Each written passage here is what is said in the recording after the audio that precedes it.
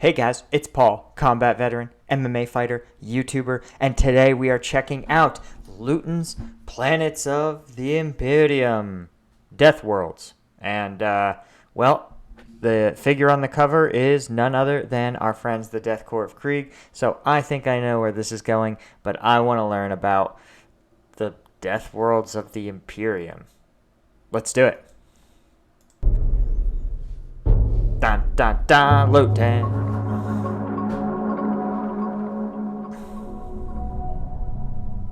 In the grim darkness of the far future, there is only war. We know this. We know this. This is an established fact. Also, probably going to get copyright claimed for this sound. Okay, in the Emperor's service, the Death Corps will pay any price. Fair enough. That's the Death Corps we all know and love, yeah. So again, okay, I just want to point out that I think it's like a meme that the Death Corps will like throw away their lives meaninglessly. I think they are just willing to sacrifice a lot, not enthused about sacrificing a lot. I also like, damn, it's loud. Death Worlds, da da da da. Okay, if you're not playing death metal for Death Worlds, I think you're goofing up. Okay, let's da da da da da da. Okay, we're just going to like turn this way down because frankly, as you all know, YouTube's copyright claim system is pretty militant and is pretty like strident. So we are just going to let this music run. I know Luetin loves cinematic stuff. All right. So I had semi-forgotten about, but thanks to some of you reminding me, we continue in looking at the planet types, conditions and installations of the Imperium of Man. The Imperium is estimated to constitute over 1 million worlds. One of the ongoing quests carried out by the Imperium is to locate and unite any potential lost human colonies, and in a sense the crusade of the Emperor continues to the current day. As we've seen, the Imperium has civilized worlds where civilians live their lives, some with a fairly reasonable quality of life, others are privileged to help maintain paradise worlds of lush environments and entertaining the nobility and rich traders or maybe those in positions of power. Many other worlds are dedicated entirely to warfare or operating as military stockpiles. And then there are of course the Forge and Hive worlds that represent the industry and manufacturing concerns of the Imperium.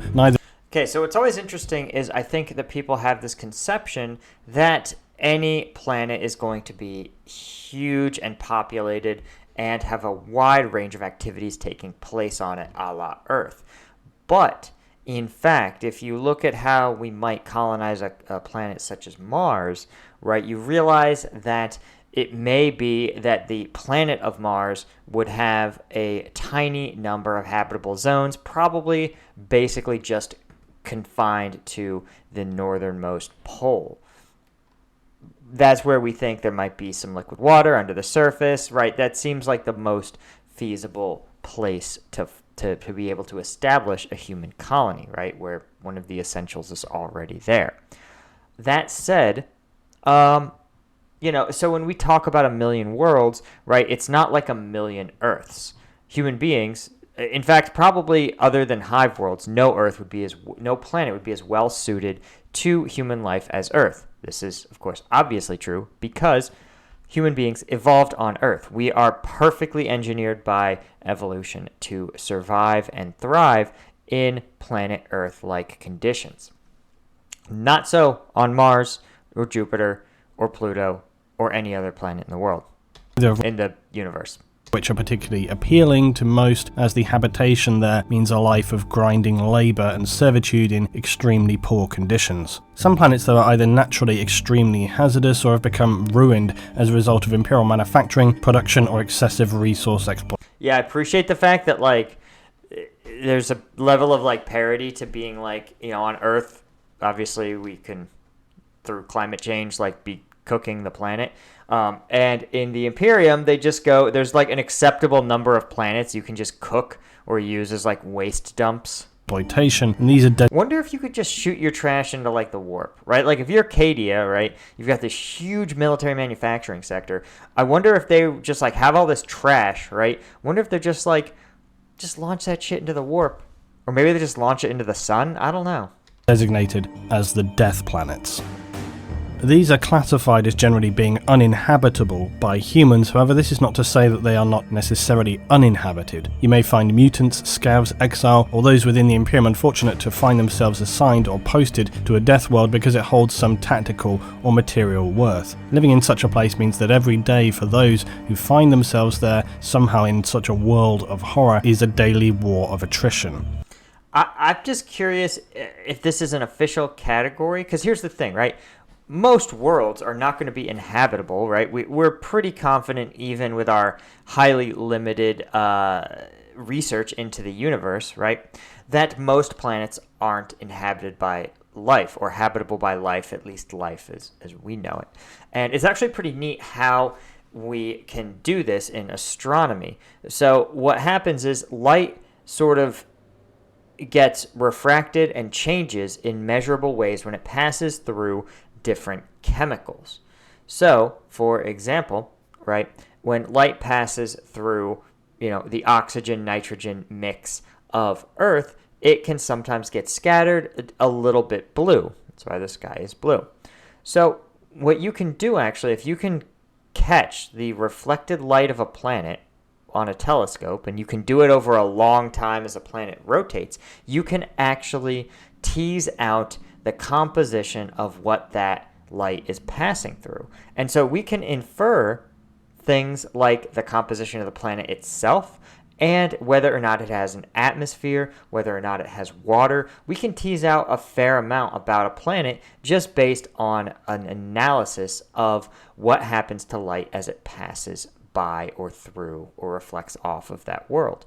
So we know from that the vast majority of planets are not able to be inhabited by anything that lives on Earth, right? They would be death worlds. So I'm curious if there's something else that makes a death world special. Maybe it was once inhabited but no longer. Now, waste planets are, much as you might imagine, a miserable ruin of a world where the entire planet's surface has been condemned to endless oceans of waste material, a never-ending horizon of rubbish and hazardous waste. Chemical, biological, manufacturing, it's all simply transported here and then offloaded. And very little real information exists as to how these planets are utilised by the Imperium. It's possible they are literal planet-wide fill sites where material is deposited by dropship and no one ever sets down on the planet itself.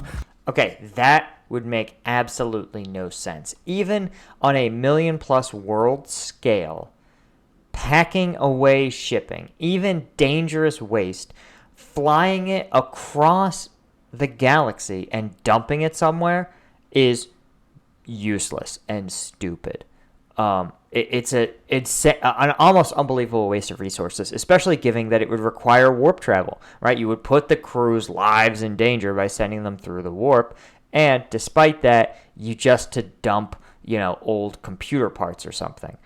That said, if you had a recycling world, that might be different, where certain classes of waste that can be processed, let's say, into something really valuable. For example, a modern example would be the fact that there's a whole industry dedicated to breaking down and extracting the valuable gold and precious metals from old computer parts, right? That is a good example where it's a very hazardous process. It's dangerous. It's complicated. It produces a lot of waste, but that gold is so valuable that it's still worthwhile, especially in poorer countries. So I imagine that a waste world would probably follow a similar paradigm where the waste, a dumping ground, is not that important. What's important is the fact that there's, maybe like an army of servitors picking through trash looking for certain ultra valuable refuse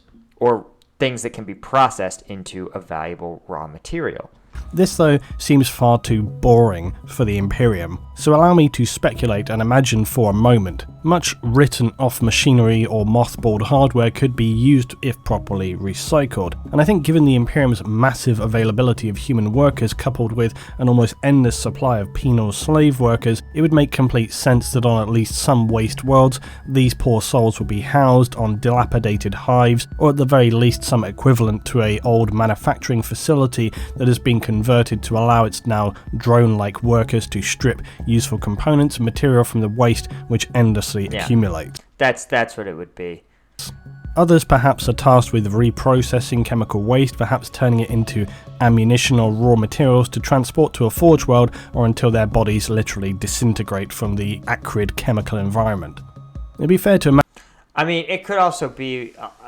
so another actual theory is that there may be some sort of low-grade processing happening. And here's what I'm thinking. Let's say you manufactured a radioactive piece of equipment, and you said, hey, this thing still has value, but we just need to wait until it's run through its half-life and it's not quite so dangerously radioactive. In that case, you would want to have a world where you could put it down. Let's say there's some reactor, right, that when it reaches a certain number of thousands of hours of use, it becomes just too radioactive. It can't be in the vehicle or Titan or facility anymore. And they say, okay, we're going to take it and we are going to dump it or place it, not dump it, but place it on a barren, lifeless world, maybe even one with like no atmosphere. And once it's sat there for 500 or 600 years and run through its, again, radiation, then we're going to reprocess it and get it back up into serviceable condition and ship it back off world. Or maybe there's a curing process, right? Like the way concrete, sometimes large concrete structures need dozens or hundreds of years to cure, or maybe there's a material that needs to oxidize, and the cheapest way to do it is just put it on these worlds with the right atmosphere and just let nature take its course. But you would need a staff to every 500 or 600 years, right, or however long it takes, track where things are and inspect them for when they're ready to be shipped back off world. I could completely see that being the case. Imagine that on such worlds, like a really crude manufactorum, its assigned workers may take issue with such assignments, and not unlike many hive worlds, an underclass of gangs and rebels could take hold outside of or within the darker recesses of the main workforce's habitation. Whatever the reality, I'm sure it's far more miserable and harrowing than simply a planet where waste materials are dumped, because that would be far too simple and boring for the Imperium of Man. He's right there. I mean, it actually is too simple for the level of resources that it would require to dump stuff there. So there is a logic. Forbidden worlds are also relatively self-explanatory. The reasons as to why are perhaps less immediately clear. It's likely not something your average Imperial pleb citizen is going to ever have. Did he just call someone a pleb? Nice.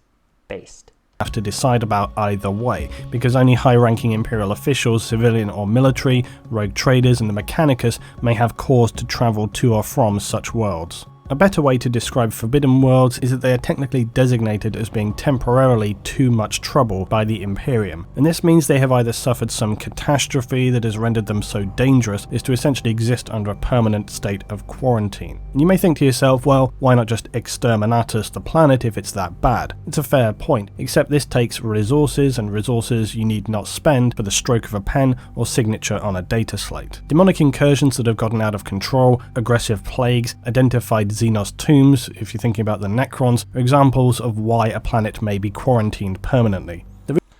That's an interesting difference between quarantining permanently and quarantining temporarily. Again, I'm thinking something like some sort of horrific virus, right, will eventually run out of biological hosts to infect, though it may take 10 to 15,000 years. But after that, then, of course, the virus will die off. It'll just be a lifeless husk ready to be reharvested by the Imperium. Same with a nuclear, let's say a nuclear exchange, right? That surface would be irradiated for a few hundred years or a few thousand years, but then afterward you could come by and there may even be some living things, like some sort of highly evolved cockroaches or something still kicking around on that world. The reason many of these worlds are not simply just obliterated is that they might often contain something the Imperium may consider of value or potential interest in the future, and the Inquisition are usually the ones who make the declaration of a forbidden world. It could be that something unusual or mysterious has been discovered, perhaps from an alien race that have been long dead or abandoned the world, or perhaps various Imperial explorers have travelled to a place and then just never been seen again. And remembering that the Imperium is nothing if not pedantic, and a world marked forbidden will no doubt eventually be dealt with either by typical brute Imperial force or a rogue trader who had the foresight to raise a well-prepared expedition. The rewards could range from anything like natural material resources, Xenos technology that can be... Okay, at some point I have to do a look at rogue traders because I think they're really interesting. And I recently completed a book that looks at some of the early corporations and how early corporations functioned in the Renaissance and Middle Ages. So definitely see some real comparisons there between them and rogue traders. So anyway, if you guys have a good rogue trader video, let me know in the comments and I'll definitely break it down. Be converted, questionably, or even if we dare to dream, an STC fragment. The most disturbing aspect of Forbidden Worlds, though, is that they may often remain inhabited. Human survivors from whatever horror has befallen their world will likely persist, and they are likely entirely unaware that their planet has been written off. The result of this could vary. Some may attempt to seek a way to escape their intolerable situation, and some who may have had knowledge of their exclusion may see it as the Emperor's decree and either sacrifice themselves to prevent any further spread of whatever has infected their world, or maybe they just cannot deal with their reality any longer. And finally, those remaining could repeat scenes last seen during the Age of Strife by descending into an apocalyptic survival of the fittest situation as resources become scarce and civil order disintegrates.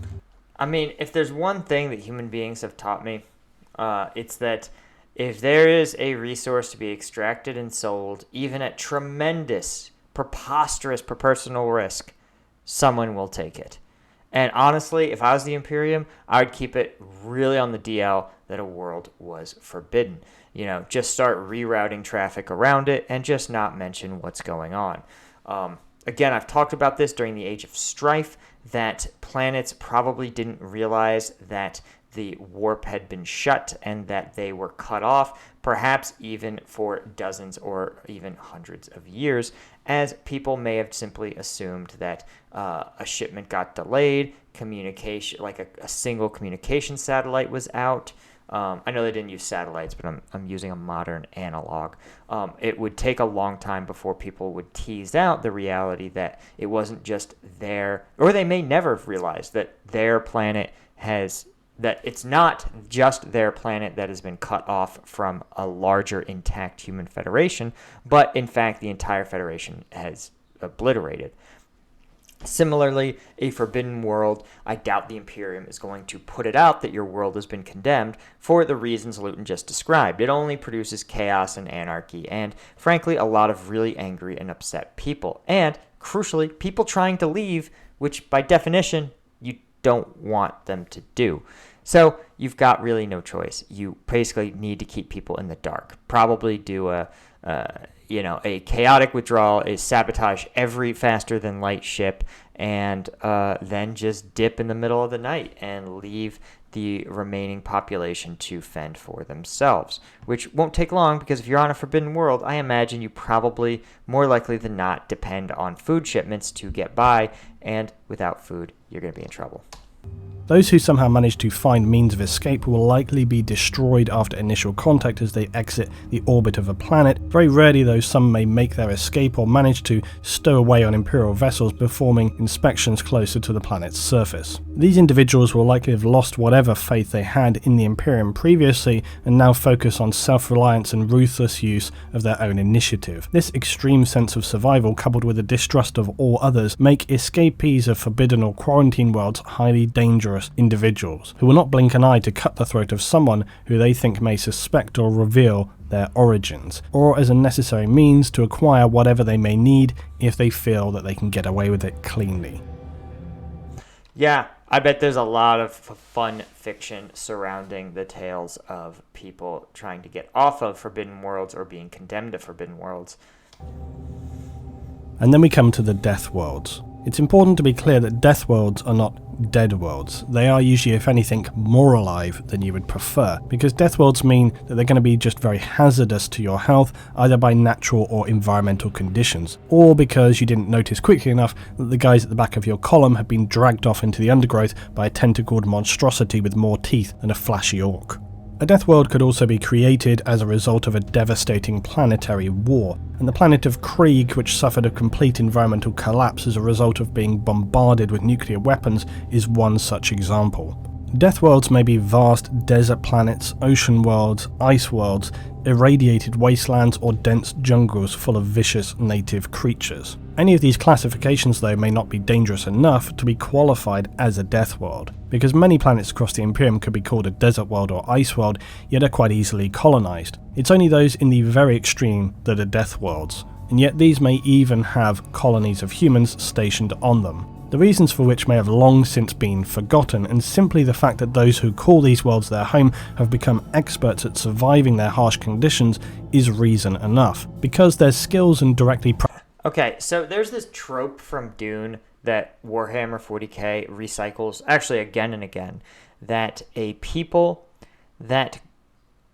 have a culture that has evolved in a specific ultra extreme environment, that they possess a core set of skills and abilities that would that would put them head and shoulders above everyone else. These are the Fremen in Arrakis, who grew up in the desert, and their strong martial culture gives them a competitive edge over other armed militaries or armed groups. Similarly, you have the Catachan jungle fighters, whose extremely hazardous world has turned them into experts at jungle warfare.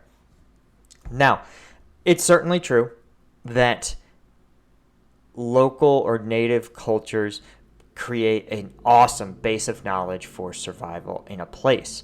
The U.S. Army Survival Manual, one of their number one things they say is do as the natives do, which of course requires that you know what a native does, and don't do things or go places that natives don't.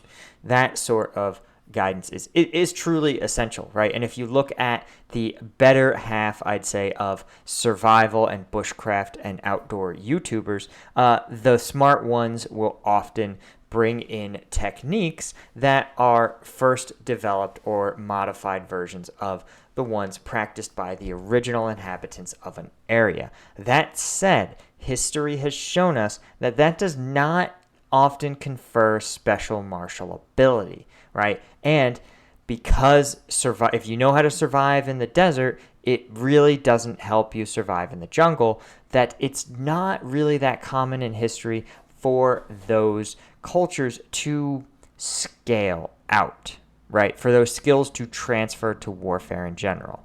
There's occasional, the British have their Gurkha, a select Indian unit that is drawn from a specific group of people in India. But again, some of that is more of a tradition than it is a real measure of combat effectiveness or some sort of inherent cultural advantage. Pragmatic approach as extreme world specialists has led to them becoming ideal recruitment material for the Imperial Guard, Arbites, or even as Space Marines, who are looking always for those able to survive the extreme of the extreme. Some may... Right, and I could see them being, obviously we know that the Space Marines will recruit from these specific worlds, but the Space Marines would have a very, very well planned out system for turning someone, for example, the Space Wolves, right? They have a really specific way of transitioning a civilian from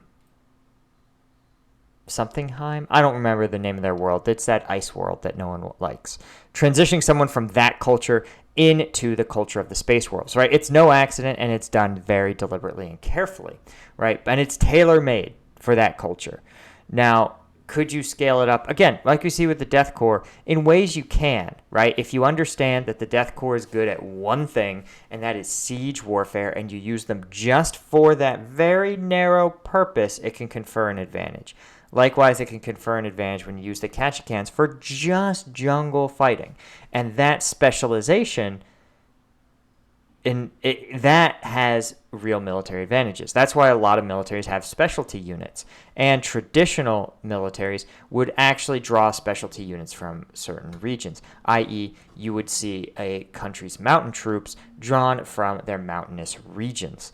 Not necessarily as true now, at least in modern militaries, but the modern militaries do create specialty units that train exclusively or more extensively in certain tasks. As with Forbidden Worlds contain vast But I want to make clear that being a mountain people does not intrinsically make you a great fighter, though it can make you a great fighter in your home turf, and it can make you a somewhat better fighter in, say, the mountains of other countries. Wealth and humans stationed there are simply a necessity, with the settlement being maintained despite the difficulty and high levels of inherent dangers. Mechanicus biologists speculate that some of the excessively dangerous creatures that inhabit these worlds are in fact Tyranid relics left behind from past incursions, and now cut off from the hive mind of the fleet are left to pursue more natural, self-serving behaviour. Many creatures on designated death worlds are easily lethal enough to be qualified as Tyranid-esque, and we know from Imperial discoveries that Tyranids have been probing the galaxy with their ships for far longer than originally thought. The populations on death worlds are pure survivalists. Everything in their daily lives will be focused around maintenance of their facilities and environmental infrastructure, as well as continuing to keep an airtight defense around their habitat. Okay, so it sounds like the spectrum for a death world is probably something like either high casualty rates among, or just the standard is like human beings can only survive through total militarization. That would be my guess, is probably the standard they're relying on, right? So, again, like something where it's like you cannot develop, just like the Catachan jungle fighters, right? Their society cannot develop. They're never going to get faster than light travel. They're never going to build a great city. They're never going to discover AI, because so much of their effort goes into survival. This is true of a lot of human societies. A lot of hunter-gatherer tribes, especially ones that are now uncontacted tribes, that's a function of why they have these very stable societies, but because so much of their energy, their daily focus, goes into the art and science of survival, literally getting enough food and water to make it, that's why you don't see the sort of development along extracurriculars. And again, in human history, the thing that really switched human beings over from hunter-gatherer to having enough time and energy to pursue forward-looking development is agriculture, right? But if you're on a death world, right, where you can do agriculture, but the only way to make that agriculture happen is to defend it against, giant lizards or something, you're just not going to have, you're never going to develop in that same way. Efficiency in all respects is key, as there is no room for wastage in any sense. Even those unable to perform physical duties will play some role, even if that's just simply the upkeep of morale for others. The extremes of the conditions and pressures of maintaining their habs often leads many who exist on a death world to succumb over time to the immense mental pressure of this. Mental collapse from stress is not uncommon. However, it also allows for those who are naturally able to deal with this high level of pressure to come to the surface and take their place as natural leaders and administrators.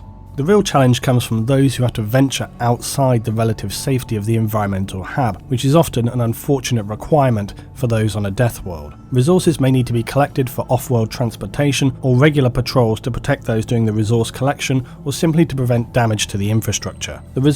Another big function that patrols serve is to prevent and deter threats from getting too close to your main facility. Though I do want to point out that people love, again, the Catachans are a great example, but the truth is that the survival of a settlement would probably depend more on the people who maintain and manufacture weapons, who ensure the continual functioning of things like, I don't know if they need oxygen generators or water generators, or just really, really efficient farmers. Those are the people that are going to keep your society alive, right? That is why, of course, that militaries almost throughout history recruit 18-year-olds, because 18-year-olds don't have the skill sets to be too valuable to fight yet, right? You just, at that age, you're just not going to have that specialization. right? There's also arguments about fitness, but here's the other thing. If you've seen 18-year-olds, they're not actually at their strongest or fastest, right? You look at the Olympics, 18-year-olds don't often win many events, and when they do, they're usually like agility events, like gymnastics, So again, we don't recruit these 18 to 20-year-olds for military service historically because they're young and fit. We recruit them because they aren't yet specialized in other tasks. And in any death world, those specialists are going to be the ones who really carry the society. The result of the hardships of living on a death world for its inhabitants are that those who hail from such worlds are usually very focused on what needs to be achieved and how this is to be done. They carry a pronounced sense of focusing on the group and not the individual, and they are wary of forging social relationships that run too deeply. They much prefer to keep others at arm's length, as in their experience most personal relationships are not especially permanent, and they essentially have developed this series of coping mechanisms to protect themselves from the daily horrors of living on a death world. This leaves them in the eyes of others to appear cold and disconnected, yet simultaneously very... Okay, that's interesting. So PTSD, right, is in some models thought of as a coping mechanisms that are important in the traumatic event, but don't actually help you in a normal society, in a peaceful society. So for ex-military members, right, who report sometimes a really close bond with their other platoon or squad mates, right, even though it may be very dangerous. So I don't think you would see this social more disconnection. I think you would see it strengthened, especially among the people that have to work shoulder to shoulder with one another. But what you would definitely see is a difficulty and a sort of emotional hedging that prevents, say, the highs of joy and the lows of grief, right? The brain just sort of realizes that it can't afford to have these things happen, and so it sort of narrows the range of emotion among some PTSD sufferers. Very clear-minded and fiercely determined to complete whatever is required, whatever the cost. They will often be seen to choose solutions that are the most direct and the fastest option, preferring to deal with tasks in an often recklessly direct approach that others would consider way too dangerous and want to explore alternative choices. The Imperial Guard warrior... Okay, here's the other thing. And this is a generalization. If a death world has really limited resources, wasting them is a terrible idea. That's a fact. And by definition, a death world has it. Even Krieg, where they're like, oh, they have a lot of people. But you're not just burning through people, right? You're burning through armor. You're burning through lasguns. You're burning through rounds. So, and I understand Krieg's got that weird mechanic where they're like, oh, no, it's because people get irradiated, but guns don't. Sure, fine, Roger. But, like, as a general principle, a world in which tremendous time, energy, and resources are expended for the act of survival, those resources have to be carefully marshaled, right? This is the old, like, oh, Native Americans use every part of the buffalo. It's like, yeah, they did, because it's hard to bring down a buffalo, right? And you don't do it that often. And when you do, you gotta take advantage of everything you got. Of Krieg are perhaps the most extreme example of this, where they exhibit such a casual disregard for their own lives that it can actually be demoralizing to other guardsmen fighting alongside them.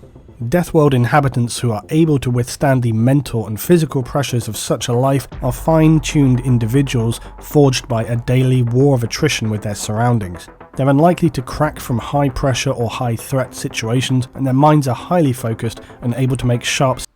And, okay, this is one of the things that we really don't know because we've never tried it, is could you change the temperament of a population, right? And it's a really dangerous and really fraught line of research. There's some limited evidence, right, that things like certain mental illnesses are hereditable, that certain traits like intelligence have some component of heredity, but they also have a large component of just random chance and environmental factors, right? They're mostly those two. So it's really hard to say. Could you create human beings that are PTSD resilient? Could you create human beings that are stress resilient? Could you create a human being that doesn't have a strong survival instinct, right? Could you find human beings that don't necessarily have a death terror? You may be able to, right? It's possible, but we don't know, because to do so would be like pretty unethical. And there's also this weird problem where sometimes undesirable traits also get selected for. A good example, again, we find that often some mental illnesses and intelligence actually do correlate with each other. So when you have generations of very intelligent people breed, it sounds kind of fucking weird, but like you also run the risk of selecting for recessive mental illnesses. So again, something to always consider when people talk about these, eugenics type, we should have, the idiocracy thing. Nobody ever talked about the fact that idiocracy, if only smart people had kids, like you might select for some other undesirable traits or diseases. You would sort of, it's just weird. It's just with human beings, it's just a mess. Snap choice. I mean, look at all the dog breeds when people try to do it with dog breeds, right? Everyone loves a pug's cute face, but you've also selected for eyes that don't stay in their sockets. You've selected for terrible breathing problems. You've selected for awful hip problems, right? It's just not a good system, right? Mother Nature does a really good job of selecting for environmentally optimized creatures, but human beings, we don't.